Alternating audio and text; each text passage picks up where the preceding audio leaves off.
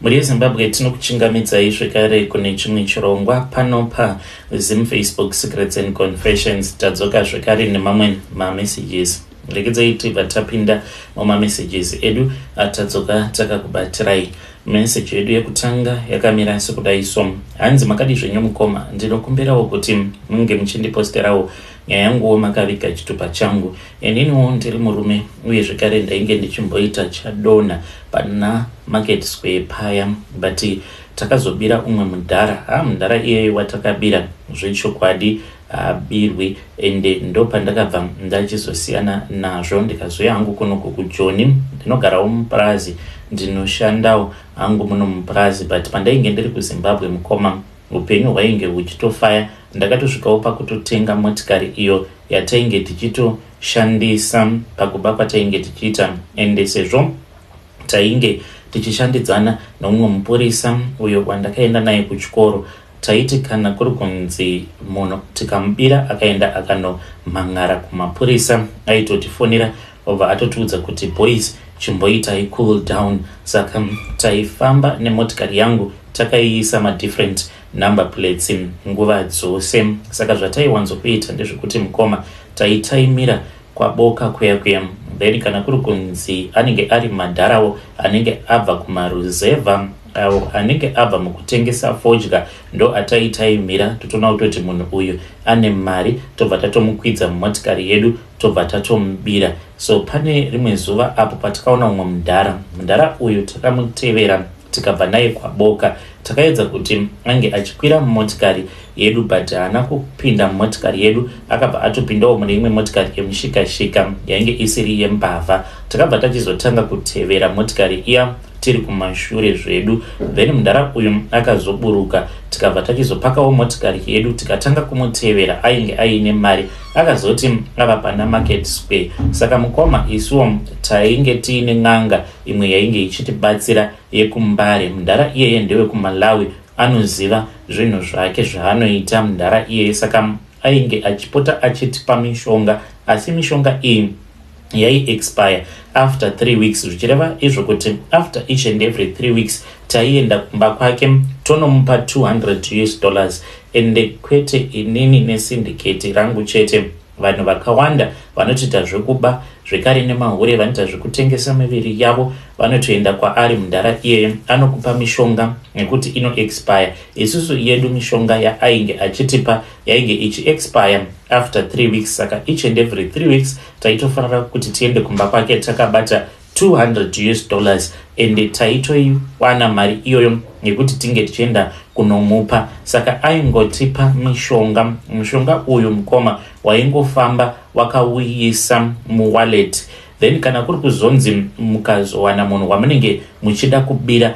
munhu iyeye mukoma nashi unoenda wongonomubata. Saka anenge akakupa kamudzi aka unokatsenga, then wobva wachizozvisvipira maoko ako kana kuti pachigunwe, wobva wachizoenda wobva wachizongonomubata munhu iyeye pafudzi kana kungoita zvekungomujunga. Kana watodaro unenge watopedza naye, unenge watomunetesa munhu iyeye, anozongoshaya mari yake. So after mabva kumubata munhu iyeye munobva machizotanga kungomukanganisa. Saka paya pamunenge muchimukanganisa, zvamunofanira kuti munge muchiita ndezvekuti munongomuguma nechikwama icho chinenge chiine kamwe kamudzi zvekare. Saka kutongomuguma nechikwama ichocho, mari yake yose inobva yatongodaidzwa nekamudzi ikako, iye anozongoshaya mari yake. Kubira munhu zviri very smart,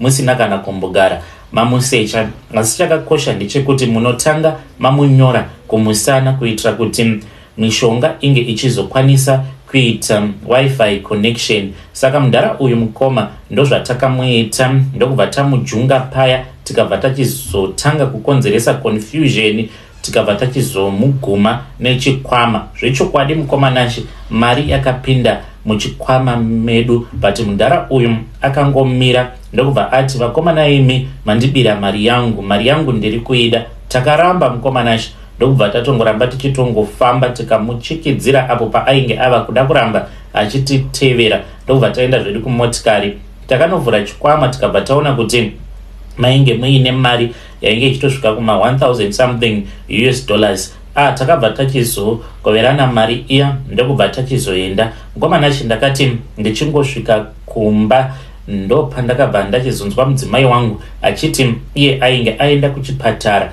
Pose apo pandainge ndichidriver ndichienda kumba ainge achitozama kuda kundifonera but foni yangu yainge isingaiti. Ndakaenda kuchipatara mukoma ndikaona mwana wangu achiita masizha, achiita sekunge vakurwara nechirwere chepfari.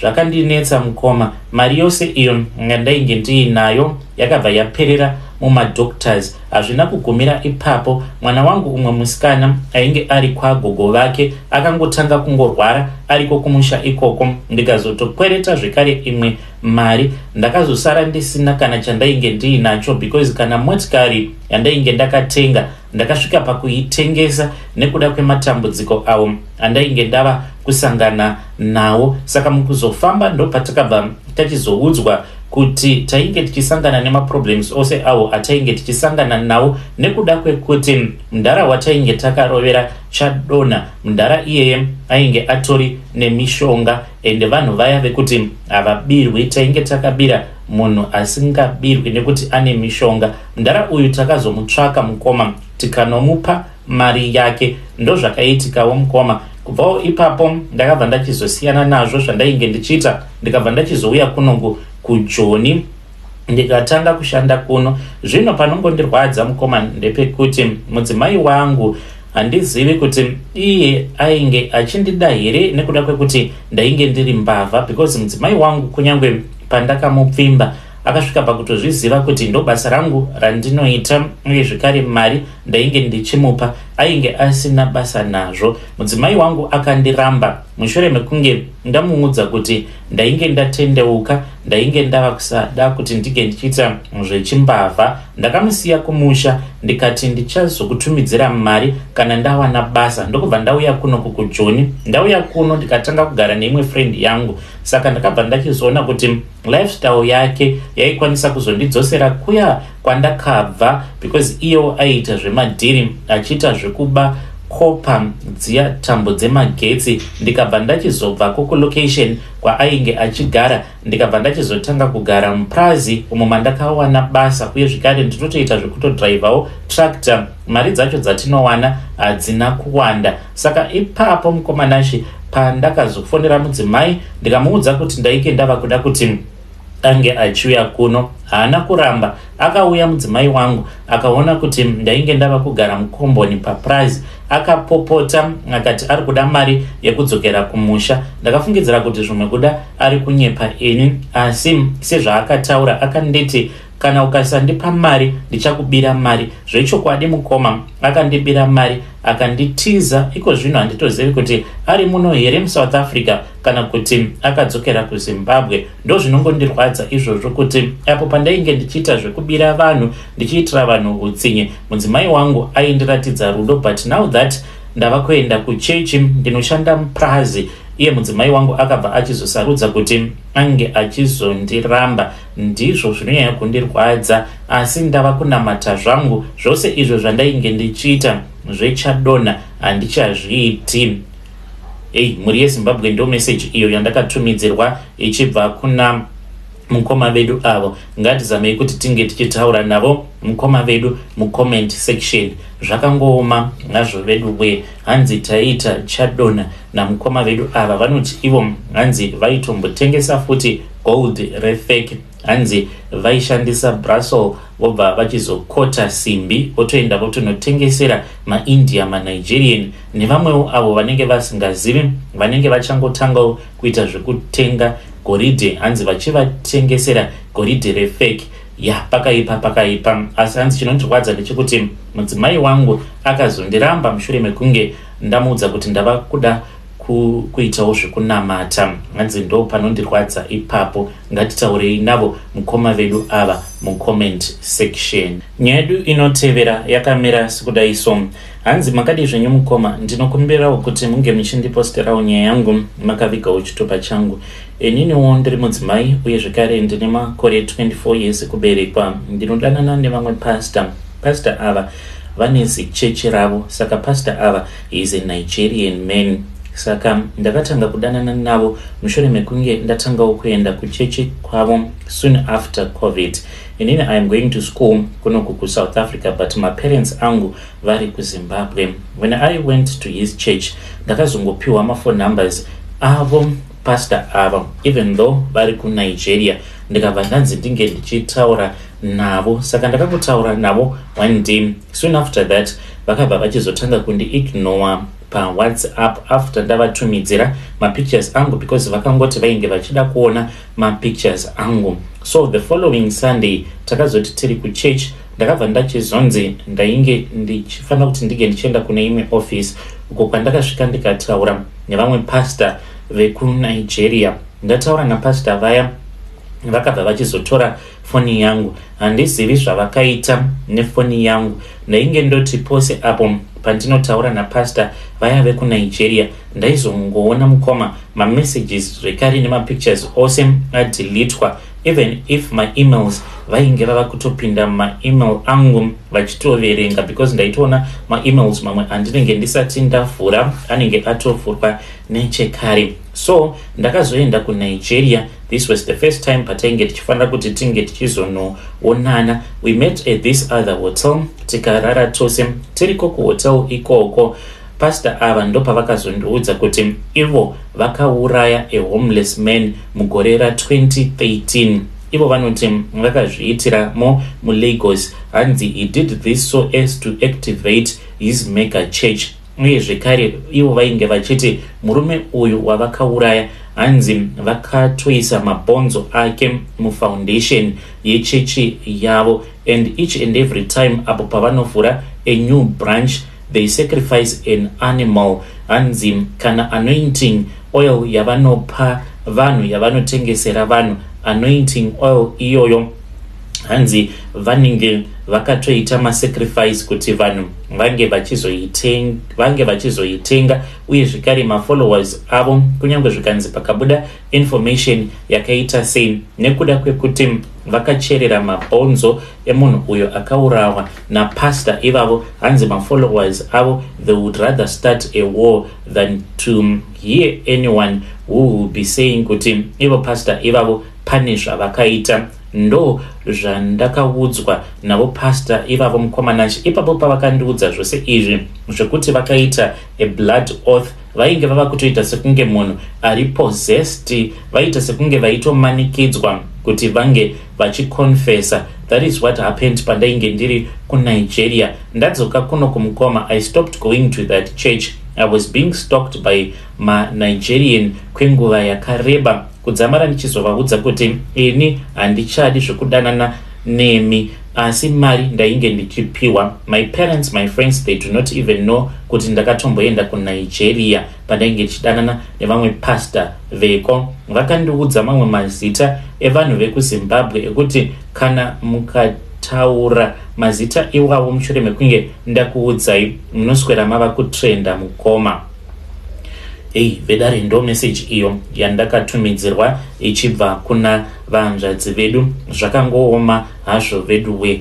Hanzi ndakaudzwa mazita evamwe vanhu vane mukurumbira kubva kuvaimbi, maactors nevamwe hanzi vatinotoziva vanhu avo vakapiwa mablessings navo pastor ava vandainge ndichidanana navo. Asi hanzi pastor ava vakaponda munhu pavakatanga chechi yavo, vakaviga mabhonzo ake mufoundation yechurch.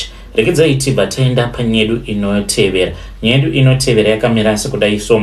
Hanzi mukomanashi ininiwo ndiri mudzimai uye zvekare ndine vana 6. Vana 6 ava vandiinavo, 1 ndiye ega wemurume wangu. Handizivi kuti ndiri loose here kana kuti what is wrong with me. Vamwe vose ava 5 mukoma ndakavapiwa nevarume vema sisters angu, kubva kuma siblings angu from the same father and same mother kusvika kuma cousin sisters angu. Handitozivi kuti chii chinoitika pandiri, ende pose pandakaita vana ava vari 5 kudaro mukoma ndainge nditori nefamily plan iyo yandainge ndichishandisa, asi ndaingoti kana ndikaita musikanzwa either nabamukuru kana kuti nabamunini ndaibva ndatoona kutoti ndatova nepamuviri. Murume wangu iye anofungidzira kuti tatozadza musha nevana, but vana havasi vake. Handizivi kuti ndingaudza ani, because even varume vemasisters nemacousin sisters angu hapana kana anotombozviziva kuti vakandipa nhumbu pane vose avo vandakarara navo. Ndongoramba ndakanyarara here kana kuti kwete? Hey, muri yeZimbabwe ndo message iyo yandakatumidzirwa ichibva kuna vanzvadzi vedu. Hanzi handizivi kuti ndiri lusi here kana kuti chii chinoitika pandiri. Ngativabatsireiwo. Hanzi vana 5, vana vose ivavo vari 5 havasi vemurume wangu, vana vandakapiwa nevarume vemacousin uye zvakare nemasisters angu. Pakaipa. Regedzai tibva taenda panyedu inotevera. Hanzi mukoma makadii zvenyu? Yainge iri nguva yeCovid apo patakaviga gogo vedu kuhwedza uko. Kwainge kusingafambiki, inyuwo ndainge ndisipo, but inzwaiwo mamwe mashura awo akaitika. Gogo vedu ava mukoma ivo vanonzi vakadya mushonga wekamba uya wekuti haufi zvekumhanya. Gogo vedu mukoma vainge vatova ne119 years. Zvainge zvava kutiremera, because ivo gogo pachezvavo vainge wava kutoona kutoti uyu munhu uyu zvakangofanana nekuti akafa, but achiri kungorarama chete. Kana ivo mukoma vaigara vachingochema mazuva avo pavainge vachiri kugona kutaura vachiti ndaneta, ndirutsisei moyo wekamba wandakadyiswa nasekuru venyu. Saka gogo vainge vari n'anga, zvekare nasekuru vainge vachiita zvoun'anga. Saka vainge vasingadi kuzourawa nevavengi vavo, because idzo n'anga dzinenge dzichigara mudunhu rimwe chete dzinotomboidzana masimba uye zvekare nekutorerana makastoma. Saka ivo vanoti vakambonetsana nedzimwe n'anga avo vainge vachiita zvehutsikamutanda, because gogo vangu ivo vainge vaine shavi reuroi iro ravaishandisa pakunobatsira kwavainge vachiita. Saka vakabva vachizodya moyo wekamba uyo wavanoti vakadyiswa nasekuru. Saka vadyiswa moyo iwoyo vainge vakatoudzwa makore avainge vachifanira kuti vange vachizofa. Vainge vakanzi vainge vachazorarama kuzonosvika vava ne150 years old. Saka ipapo vainge vachiti vakaona sekunge zvainge zvakanaka, because izvi vanoti vakazviita pavainge vachiri kuma30 years. Saka vainge vachida kuti vange vachizorarama dzimwe 120 vasingazivi kuti vachange vachizoremedza vana nevazukuru vevazukuru. Zvadaro yakazoti yava nguva yeCovid, semhuri vamwe variko kumusha vakaronga vakazotizivisa mushure mekunge vachera guva gogo vedu vakavigwa vari mupenyu, ende ivo vakatoti ndo zvavainge vachida kuti zvinge zvichiitika. Saka panguva iyo yeCovid mukoma munongozviziva kuti